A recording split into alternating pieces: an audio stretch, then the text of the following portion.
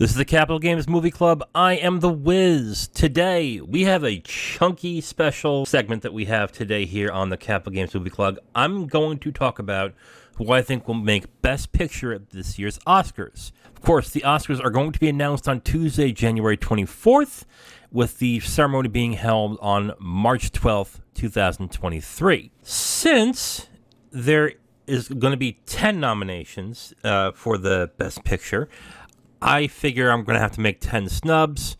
So why don't we get into what I think the 10 movies that were close but are going to get snubbed for getting Best Picture consideration this year. So let us get started. The snubs start with Avatar: The Way of Water. I know that some of you are thinking, well, wait a minute. Avatar: Way of Water is killing at the box office. It's up to $2 billion right now. Wouldn't that be the one movie, if they were going to go blockbuster heavy, that they would put that in there as Best Picture? You would think so. But the problem also is with Avatar that the critics and people who have seen it, other than big fans of Avatar itself, have said essentially that this is about as good, or maybe not as good, as the original Avatar. And when Avatar got nominated for Best Picture that year, there was some grumblings too. There were some issues involving the story not being as original as it could have been. The writing wasn't that great, even though it got nominated for Best Screenplay that year, I think. So there was that problem as well. This will lead to Avatar, I think, getting snubbed when it comes to Best Picture. There's also other blockbuster films that are in contention as well, as you will see. And these amount of blockbusters, which is rare for the Oscars usually, this will lead to, I think, Avatar getting pushed out, even though it is making a killing at the box office. So Avatar: The Way of Water, I think, is going to get snubbed. The next one's Babylon. Yeah, I've talked about Babylon and the numerous snubs it's going to get in Best Actor, Best Actress, and Best Supporting Actor. And it comes down to, basically, it wasn't as good as a lot of people thought it was going to be. It was very divisive. There are people who love this movie. There are critics who love this movie, but there are others who do not like it and don't really like what it's saying or what the film is really about. And usually Babylon is a movie, because it's about the film industry, would lead to getting a nomination like that, and there was no question because it is about the film industry. But since it's so divisive, and there are some objectionable things in the movie, let's say, this will probably lead to Babylon not getting nominated for Best Picture. The next one is something that might shock you. Black Panther: Wakanda Forever is the next snub I have. This really just boils down to the fact that it didn't reach the exact same threshold that the original Black Panther did. I'm not even talking about quality of the film itself. I think that has been, that's depending on who you think, who is speaking, how they feel about it. If you remember Black Panther, when it got nominated for Best Picture, that the year it got nominated, which was a surprise to a lot of people. Black Panther was a cultural phenomenon as well as a big box office hit. I think this did end up being a hit when it came to the box office. It didn't go anywhere near the cultural significance that the first Black Panther did. And that will lead to the Academy pretty much saying, we don't have to nominate this because it didn't reach what the first Black Panther did. And this is something that the Academy often does when it comes to sequels to movies. Did it reach or exceed what the original did? Then no, we're not going to nominate it. There are very few exceptions. I think The Godfather, is the one exception I can think of, and Godfather 2 getting nominated, even though, in my personal opinion, I think 2 is better than 1, but anyway. So I think this will lead to Black Panther: Wakanda Forever not getting nominated for Best Picture. The next one might also be a surprise, but unless you've been listening to the other snubs that I put out there and the predictions I have, it may not. I think The Whale is going to get snubbed. I think The Whale is going to get snubbed hard when it comes to nominations this year. I think there is a possibility it will get Best Screenplay, and that is about it on The Whale. The Whale, before it came into release, was getting a lot of huge buzz. the performance from Brendan Fraser was the main thing people were talking about. So everyone was saying, oh, it's the big comeback for Brendan Fraser. And that's all that was talked about around the film. You hear a little bit of, oh, yeah, the film's great too. But Brendan Fraser is a revelation. And this led to a lot of people saying, oh, it's the Brendan Fraser comeback career, and it's going to be Brendan Fraser leading the charge to getting Best Actor and The Whale getting everything else. Well, the problem was it got released, I think, in December, and critics were kind of mixed. I think it overall got a fairly positive review, but it wasn't, like, glowing. Some didn't like how it portrayed the character. Others felt it was, quote-unquote, fat-phobic when it came to what the movie was saying.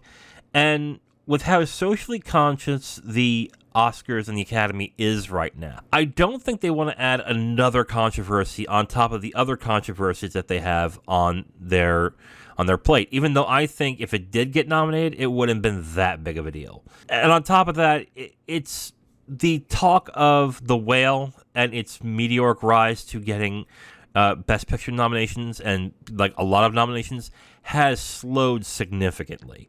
It really has. Now, I've talked that even though I think Brendan Fraser will get snubbed for his Best Actor, that there is still a possibility he will get in. But I think this will not lead to The Whale getting an Oscar nomination for Best Picture. I think it will get snubbed hard on this one, and I'm fairly comfortable in thinking that it will. So I will say that The Whale will get snubbed for Best Picture. The next one is Women Talking. The thing with the Women Talking is that the critics and people who have seen it adore this movie. Thinks it's a really good movie that deserves a lot of attention and a lot of talk and a lot of awards. The problem is it's been getting none of that. Almost none of the awards in the award season, like Critics' Choice, the Golden Globes, the Critics' Circles. Women Talking hasn't been getting much. There's been a few nominations sprinkled here and there, but other than that, Women Talking hasn't been getting anything. And this will lead to me thinking it will get snubbed for Best Picture. It's going to upset a lot of people because they look at Women Talking as kind of an important movie and something that deserves to be seen and recognized. And I think Women Talking will be one of those movies in a few years where more and more people will give it a shot and will probably sing its praises. And then when it comes down to, what movie should have been nominated for Best Picture but didn't, this will probably be the main one. Other than that, I think Women Talking is getting snubbed hard. I think it's just not going to make it. So that's Women Talking getting snubbed for Best Picture. One that I would have said a few months ago would have been a surprise. Now I don't think so anymore is The Woman King.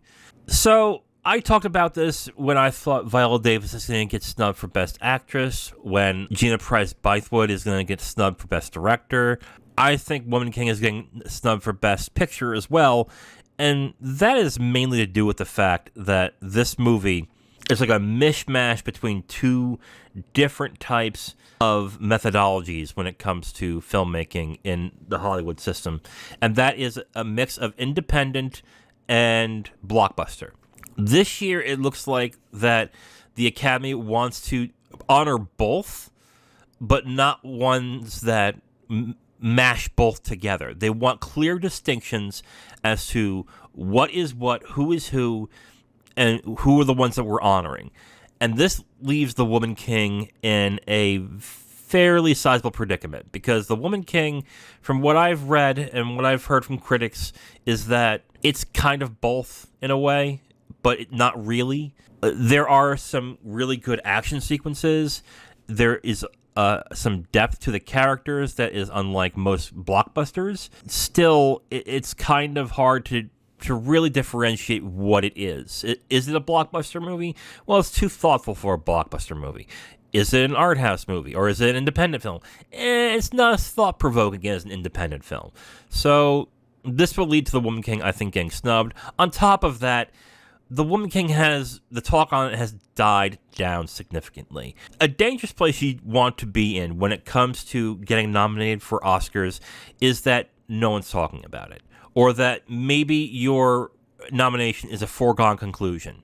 that's probably the worst place to be in, because what ends up happening is people are like, oh yeah, that's whatever, that'll get nominated, I don't need to worry about that, but I'm going to watch this movie, and I think this movie is actually pretty good, but that will get it, so other people will vote for it, I think I'll vote for this one. And what ends up happening is that enough people do that, and it doesn't get nominated. And I think that's what's going to happen with The Woman King. So Woman King gets snubbed for nomination for Best Picture. The next one is She Said. This is another one like Woman Talking that essentially comes down to people who've seen it really like it, really think it deserves praise, but not enough people have seen it. Period. That's it. That's all it is with She Said. Apparently there's a lot of performances that get a lot of praise in the movie.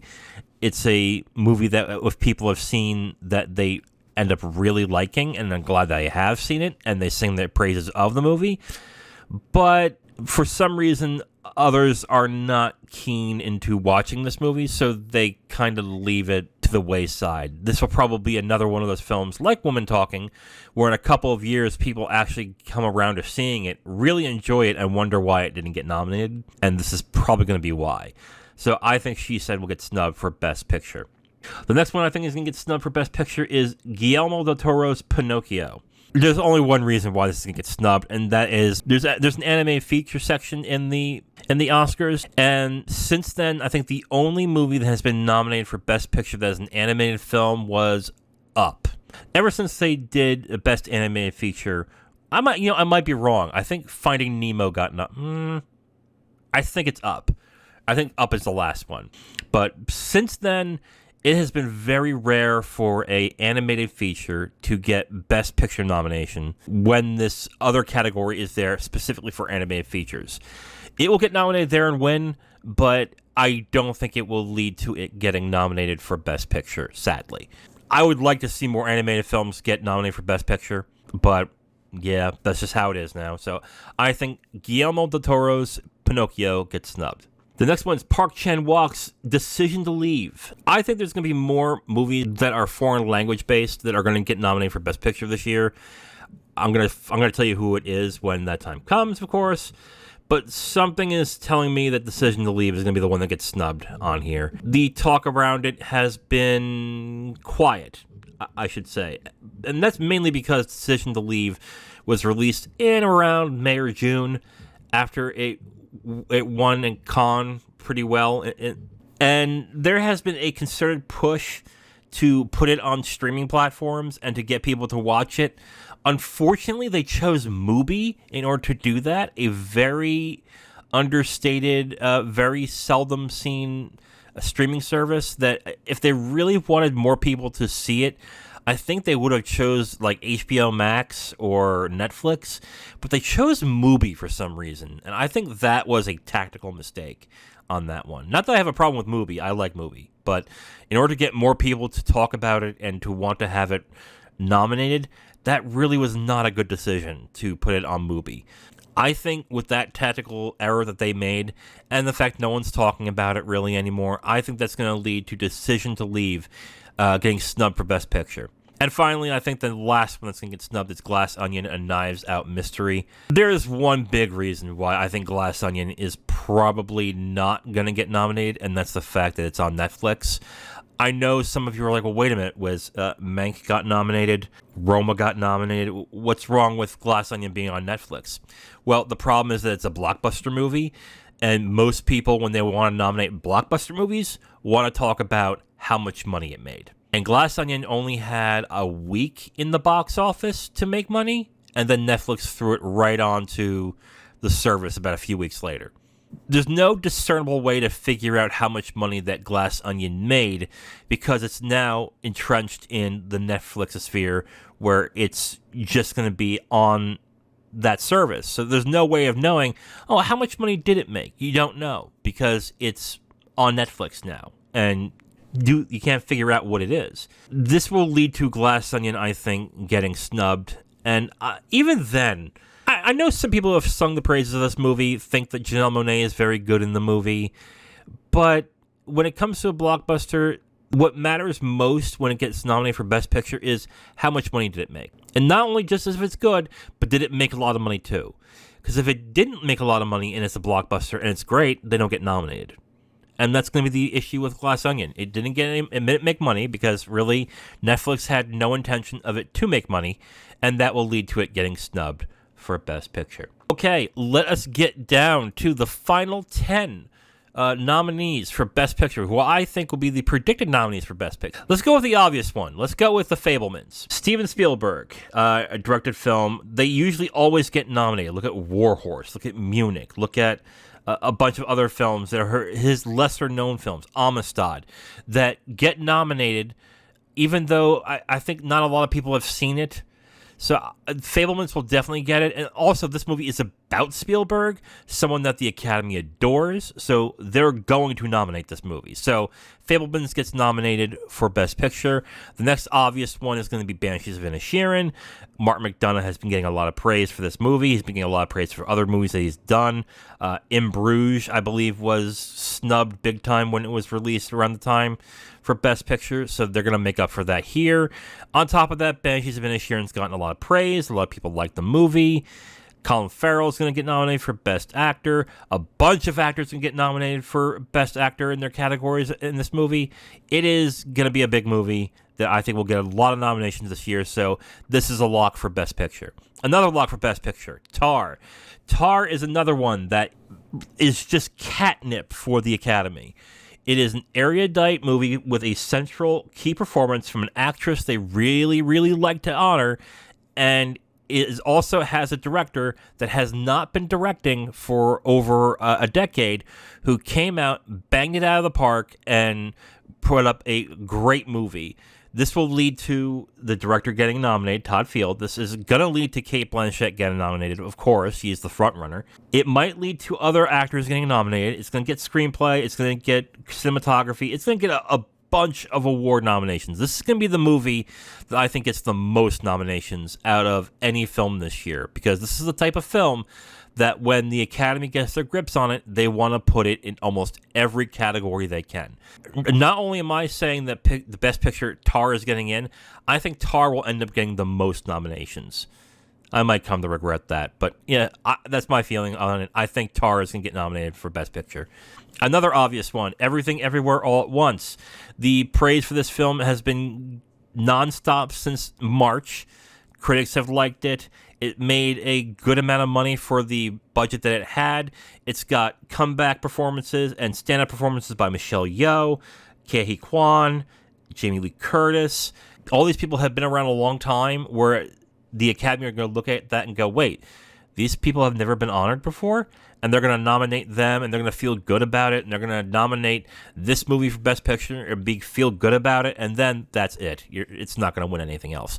But the fact that it's got that momentum and it's got that narrative going in with it is going to lead to it getting nominated for Best Picture. That's another obvious Best Picture nomination, and that will be for Everything Everywhere All at Once. The last obvious one that is divisive, but I know is going to get nominated anyway, is Elvis. Elvis is going to ride on Austin Butler until it can't ride no more, and it's going to ride into a Best Picture nomination. And it's going to rely solely on Austin Butler. And again, there has been tons of praise on Austin Butler's performance on Elvis. If people do have issues with the Elvis movie, because it has such a key actor, an acting performance that carries the entire film, and because the Academy loves biopics, and I mean loves biopics, they're going to want to honor this movie, which means Elvis gets in just on that alone. So Elvis gets in for Best Picture. The next 5 are squirrely, I guess I can say. These are long shots, some of you might think, but I am fairly comfortable thinking these will get nominated and will come in. The first one that I'll say that might be a surprise that will get in is Top Gun Maverick. Top Gun Maverick took the world by storm when it came out. It surprised everyone for being as good as it was. Critics liked it. Audiences loved it. It made a ton of money. And with that, and it's got Tom Cruise that is leading a very good performance that people really like in the movie. This is going to lead to Top Gun Maverick getting I think a Best Picture nomination and some nominations in key categories too, which I talked about in the previous videos. I think he's going to get Best Director. I think Best Actor for Tom Cruise is going to get in there. I think this is going to lead to Top Gun Maverick getting Best Picture as well in this. It will be the main blockbuster on here that made gobs and gobs of money that exceeded the original, which people did not think was going to happen, but it ended up doing. So I think it's going to mean that Top Gun Maverick gets Best Picture nomination on this. The next one, which is the first foreign language film that is going to be nominated here, is All Quiet on the Western Front. The talk of this movie has been pretty loud since it came out in October. And war movies is something that the Academy loves to honor, especially if they're good. And the talk of All Quiet on the Western Front is that it is outstanding, that it is a really good war movie. This does have the issue of it being a foreign language film, but I think the Academy is being a lot more open in the past few years to get more films that are from different countries in. Look at Parasite. Look at Minari didn't count. There was another one last year that I'm forgetting. Oh, Drive My Car. How did I not forget Drive My Car? It was my favorite movie that year. The Academy wants to put more foreign language films in, and I think All Quiet on the Western Front gets in there as well. So that's my pick for one of, there's a few more, one of the foreign language films that gets nominated for Best Picture. The next one's Living. So Living's weird. Living has only been getting praise for Bill Nighy for his performance in the film, and that is kind of it. I think Living gets in based on that. Let me put it this way. I think Living gets in two ways. One, because Bill Nighy's performance is getting a lot of praise, and two, I think it's going to be the Adrian Brody effect, and what that means, and this is rumored, I don't have any concrete evidence of this, but apparently how Adrian Brody won Best Actor of the year he did was that that voters were trying to choose between Daniel Day-Lewis and Jack Nicholson. And the way the voting is that they have to reach a certain threshold in order to win.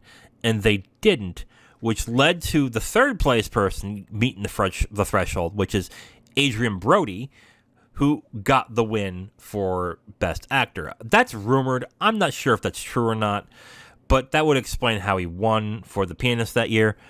I think this is going to lead to Living getting in there, just sneaking in there and surprising people. Say, oh, that got in? Wow.